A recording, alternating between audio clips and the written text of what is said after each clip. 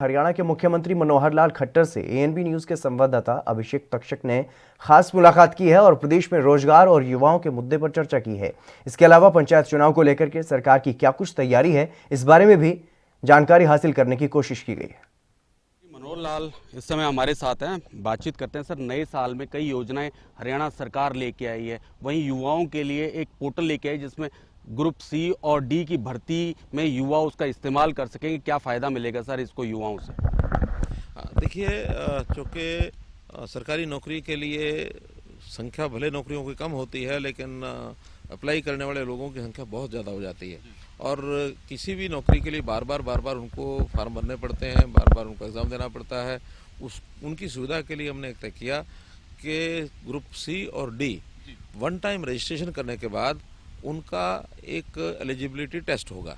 Group D में तो उसी टेस्ट की मेरिट के आधार पर जिस विभाग को जितने लोग जरूरत होगी उस हिसाब से उसमें से ले लेंगे, लेकिन ग्रुप सी में हर विभाग अपने अपने हिसाब से उन पोस्टों के लिए जो मेरिट पर लोग आए हैं उसमें 3 गुना या 5 गुना, कम संख्या होगी तो 5 गुना, ज़्यादा संख्या होगी तो 3 गुना उनका एक टेस्ट विभाग का लेंगे और उस विभाग के टेस्ट के आधार के ऊपर उनको अपनी नौकरी मिलेगी। उससे बहुत बड़ी संख्या में बार बार एग्ज़ाम देने से बचेंगे लोग, बार बार फीस भरने से भी बचेंगे। तो इसलिए ये सुविधा अब प्रार्थी जो हैं लोग नौकरी लेने वाले एप्लीकेंट्स उनके लिए भी है और विभागों के लिए भी है। टाइम बाउंड तरीके से जल्दी हम भर्ती भी कर पाएंगे। जैसे इसमें ये हो रहा है कि अब युवाओं को 2 एग्ज़ाम देने पड़ेंगे, इस तरह की भी बातचीत सामने आ रही है कि जो युवा इस पेपर को पास करेंगे उसके बाद परसेंटेज के हिसाब से फिर उनको दूसरे जो नौकरियों के फार्म भरने का मौका मिलेगा और उसके बाद उस भर्ती के लिए भी उनको एग्ज़ाम देना पड़ेगा। इसमें आप थोड़ा सा ब्रीफ करें सर। देखिए, पहला जो टेस्ट है वो एलिजिबिलिटी टेस्ट है, जनरल टेस्ट है, जनरल एप्टीट्यूड है, जनरल नॉलेज है और या फिर जिस क्वालिफिकेशन का वो टेस्ट है उस क्वालिफिकेशन के हिसाब से ही वो टेस्ट होंगे। तो उसमें एक जनरल मेरिट पता लगेगी। बाद में विभाग के हिसाब से जिस विभाग को जिस पोस्ट के लिए वो नौकरी करनी है उस पोस्ट स्पेसिफिक के भी कुछ जानकारियां जिनको होंगी ज़्यादा वही उसमें आगे निकल करके आएंगे ताकि विभाग को भी योग्य व्यक्ति अपने काम के लिए मिल सकें। रोजगार पोर्टल का भी शुभारंभ किया गया है जिसमें ये है कि किसी भी डिपार्टमेंट का जो कर्मचारी है दूसरे डिपार्टमेंट में जा पाएगा। तो इसमें क्या जो पुराने कर्मचारियों पर भी ये लागू होगा या जो नई भर्ती होंगी उसी पर ये सीमित रहेगा सर? नहीं, क्योंकि शर्तें नहीं बन रही हैं तो जो नए विद्यार्थी नए एप्लीकेंट हैं ये उन्हीं पर लागू होगा। पुराने लोगों की जो शर्तें हैं, नियम हैं, वो पुराने जैसे चल रहे हैं वैसे ही चलते रहेंगे। सर, आपके द्वारा एक बात कही गई थी कि लगभग 2.5 लाख एकड़ के करीब इस तरह की प्रदेश में भूमि है जिसमें किसी न किसी समस्या के चलते उपजाऊ नहीं है या उसमें कहीं खामी है। तो 1 लाख एकड़ भूमि सरकार सही करने जा रही है उसको उपयोगी बनाने के लिए या उर्वरक खाद उसमें डाल के, या किस तरह की सर ये इसमें पॉलिसी रहेगी या जो सरकार ही इसका खर्चा वहन करेगी या किसानों को भी इसमें कुछ देना पड़ेगा सर?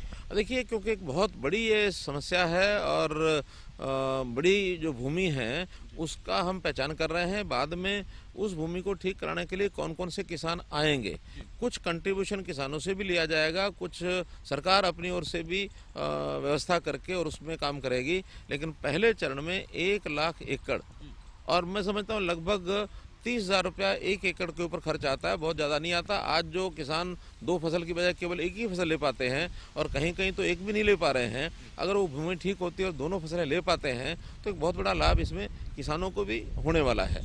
तो इसलिए ये एक पार्टिसिपेटरी स्कीम रहेगी।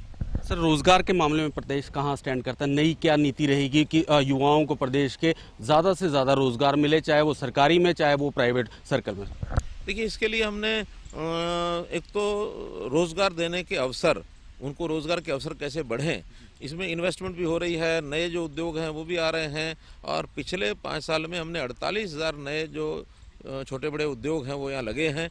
तो उस प्रकार से जो एंटरप्रेन्योरशिप की हमारी पॉलिसी नई अब आने वाली है, 2021 की जो पॉलिसी है वो तुरंत उसकी घोषणा होने वाली है। उसमें जो लोग हरियाणा के लोगों को रोज़गार देंगे ऐसी इंडस्ट्री को हमने प्रोत्साहन देने का भी योजना बनाई है और ख़ास करके ग्रुप सी और डी का एरिया उसके अंदर इंडस्ट्री लगाने की जो सुविधाएं हैं वो ज़्यादा दी गई हैं ताकि दूर दराज में भी हरियाणा में सब जगह लोग जो है इंडस्ट्री लगाने में सहायक हों। जो नौकरी पाने वाले हैं पढ़ाई के साथ साथ उनका हुनर कैसे विकास हो, इसके लिए स्किल डेवलपमेंट जो यूनिवर्सिटी है या Haryana state skill development mission है, इस मिशन के माध्यम से भी उनके हुनर का विकास, स्किल डेवलपमेंट, इसके भी कोर्सेज हम चला रहे हैं ताकि लोगों को रोजगार के लिए और इधर उधर न भटकना पड़े, उनको ठीक से रोजगार मिल जाए, अपनी जीविका वो कमा सकें। सीएम साहब, 9 और 10 जनवरी को ग्राम सचिव की परीक्षा ली गई थी, वो अब रद्द कर दी गई, क्या कारण रहा? क्योंकि इसमें अब सवाल जो इसलिए भी उठ रहा है क्योंकि इसमें कई इस तरह के युवा भी थे जो कि पूरे साल तैयारी करके एग्जाम दिया, अब उनको भी इसमें नुकसान होता दिख रहा है। नहीं, देखिए, नुकसान इसमें किसी का नहीं होने देंगे। कारण क्या है कि जिन लोगों ने अभी तैयारी की है, अगला जो एग्ज़ाम दोबारा से होगा, यही सब उसमें पार्टिसिपेंट रहेंगे और इन्हीं का एग्ज़ाम उसमें लिया जाएगा और इनकी जो सारी तैयारी काम आएगी। इनको लाभ ये होने वाला है कि जो बिना तैयारी के इस जो नकल पकड़ी गई है उसमें मानो कुछ लोग चयन हो जाते तो उतना ही नुकसान तैयारी करने वाले विद्यार्थियों को होने वाला था। तो कम से कम तैयारी करने वाले जो परीक्षार्थी हैं, जो एप्लीकेंट हैं, उनको नुकसान न हो, इसीलिए हमको ये रद्द, हमारे डिपार्टमेंट का स्टाफ सिलेक्शन कमीशन ने ये जो है नौकरी परीक्षा रद्द की है। बहुत जल्दी इस सारे की व्यवस्थाएं ठीक से खड़ी करके और दोबारा से उनकी परीक्षा फिर ली जाएगी। तो इसमें सवाल ये भी है कि नए सिरे से वो जो पोर्टल के माध्यम से रजिस्ट्रेशन होगा या जैसे इस बार एग्जाम हुआ उसी पुराने प्रारूप पर ही ये परीक्षा ली जाएगी?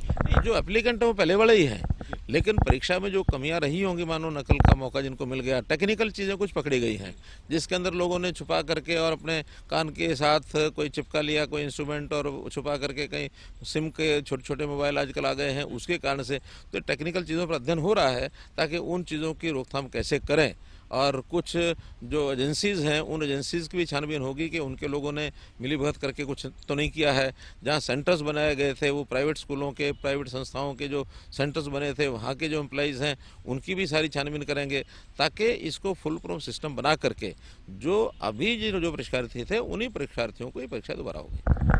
सर, पंचायत चुनाव से जुड़ा सवाल है। पंचायत चुनाव क्या सही समयों में होंगे? क्योंकि कई तरह के सवाल उठ रहे हैं कि फरवरी में भी हो सकते हैं और आगे भी सरकाए जा सकते हैं, तो इस पर आप क्या कहेंगे सर? देखिए, इसके लिए जो हमारा स्टेट का इलेक्शन कमीशन है उनसे बातचीत करेंगे कि इस सारी परिस्थितियों में चुनाव कराना तुरंत कराएंगे, थोड़ा लेट कराएंगे क्योंकि कोरोना का जो सारा सिस्टम चल रहा है, इस समय टीकाकरण भी चल रहा है, तो एक बड़े अभियान के चलते हुए इस बीच में जब भी संभव होगा हम सरकार तैयार है कम से कम।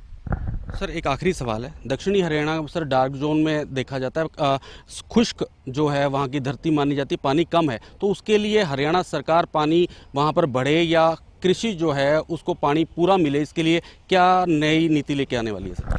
देखिए, हमने अभी एक योजना घोषित की है कि हर खेत को पानी के अंतर्गत हम जो है जहाँ तक पानी नहीं पहुँचा है अभी तक वहाँ पर माइक्रो इरिगेशन के प्रोजेक्ट्स कम से कम 25 एकड़ या इससे ज़्यादा एरिया के जो लोग इसमें एक साथ अप्लाई करेंगे तो वहाँ उनको या तो उनकी समिति के माध्यम से, नहीं तो प्राइवेट पार्टनरशिप पीपीपी मॉडल के माध्यम से नहर के पानी को पहुँचा करके और वहाँ माइक्रो इरिगेशन के प्रोजेक्ट लगाए जाएंगे ताकि हर एक खेत को प्रॉपर पानी मिले, वो अपनी फसलें अच्छी प्रकार से, जो ज़्यादा इनकम देने वाली फसलें हैं उनको बुआई कर सकें। शुक्रिया हमारे से बातचीत करने के लिए सीएम साहब। बहुत बहुत धन्यवाद। तो ये थे प्रदेश के मुख्यमंत्री मनोहर लाल, जिन्होंने ये कहा कि जो दक्षिणी हरियाणा है जहां पर पानी की अभी कमी है, वो आने वाले समय में जो पानी की कमी है प्रदेश सरकार इस तरह की व्यवस्था कर रही है कि नहीं रहने दी जाएगी। कैमरामैन करमवीर बालिया के साथ एएनबी न्यूज़ के लिए अभिषेक तक्षक। देश दुनिया की खबरों के लिए एएनबी न्यूज़ को सब्सक्राइब करें और बेल आइकन दबाएं।